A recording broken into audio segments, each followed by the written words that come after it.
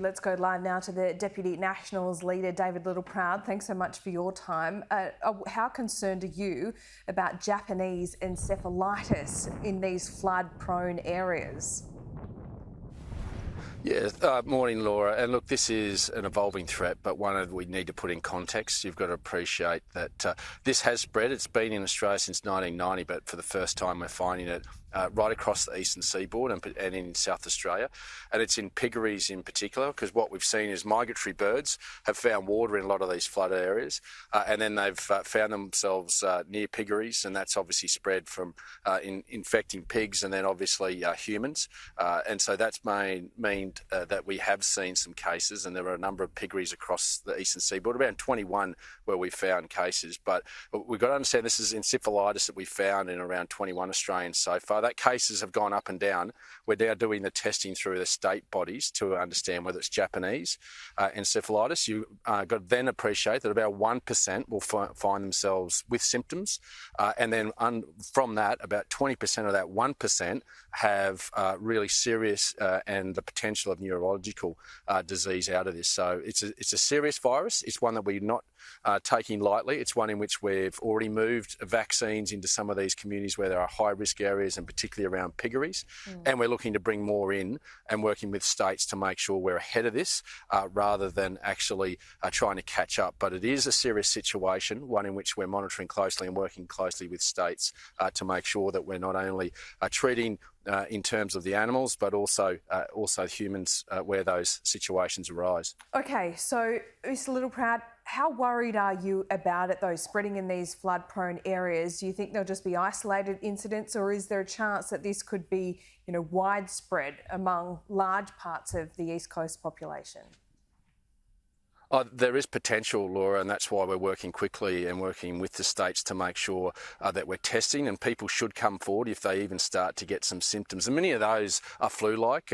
You can vomiting, fever, aches, headaches, and it's important you come forward and get tested so that we can actually find and continue to track where some of these high-risk areas are. So you shouldn't take it lightly, but there is opportunity for vaccines, and we've got those put in through our state counterparts into those high-risk areas, so it's important that people are ready. They should also take preemptive steps around protective clothing and use repellent, which I need a little bit here in Winton, but You do need to take those preemptive steps, but there's also one important message in this, particularly for the pork industry. There is no food contamination issues with this. You can still have great confidence in being able to go and enjoy Australian pork at the moment. Okay. This is just a human health issue that has been exacerbated by piggeries that we can manage and will manage. Just before I let you go, Australia is being hammered at the moment, farmers in particular. How bad is it from this latest flooding event and also the sanctions related to Russia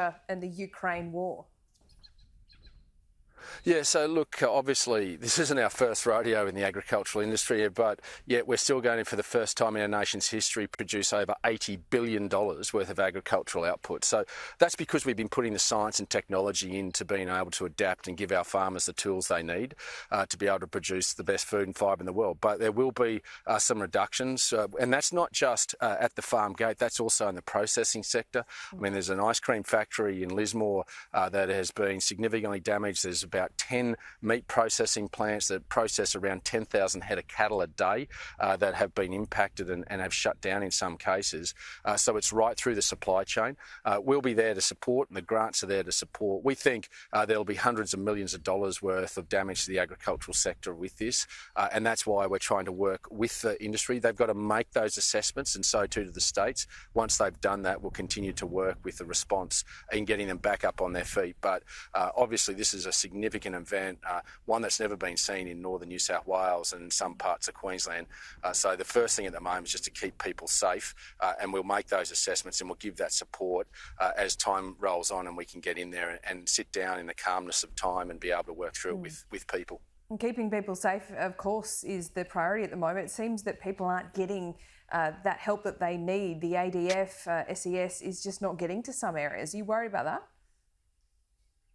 Well, but the ADF stands ready. You've got to understand that we only send the ADF in when we're requested by the states. And the reason for that is twofold. One is the ADF personnel aren't trained in the immediate response. They aren't trained the way SES people are, and so if we send them in too early, they can get in the road. And we've got to keep them safe, and we've got to keep them out of the road of the professionals. But they are on standby, ready to move in as soon as those assessments are made by the states to say, yes, we can bring the ADF in. Now, there are some support we give in the immediacy, whether that be choppers in rescues, but we work in with what the states tell us to do. We want to be able to provide ADF, and we'll ramp up those ADF personnel, but we have to make sure that it's in concert with the states and we don't get in their road. They lead the response and the recovery, and the ADF fits in with that, but it's at their discretion and their call, and that's why any delay is an operational call by state SES services in making sure they keep ADF staff as safe and they keep them out of the road so that their personnel can actually do their job. Okay, David Littleproud, will leave you to the Flyers live there in Winton. Thanks so much. Thanks, Laura.